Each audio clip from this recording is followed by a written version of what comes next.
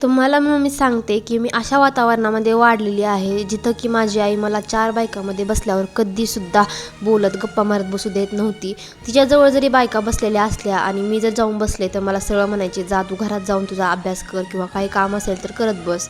पण ती स्वतः मला कधीच म्हणत नव्हती की बायकांमध्ये बस. आणि हे सांगण्यामागेही एक कारण आहे बरं का. कारण काही लोक असं म्हणतात की काय ब्लॉग टाकते आणि घरात काय आपला चाललंय हे कशाला सांगायचं आहे, किंवा काय खाल्लंय काय पिल्लंय हे काय दाखवायचंय. तर डेली व्लॉगिंग म्हटल्यानंतर या सगळ्या गोष्टी येतात आणि ज्याला व्लॉगिंगचा अर्थ कळत नाही ते असंच बोलतात.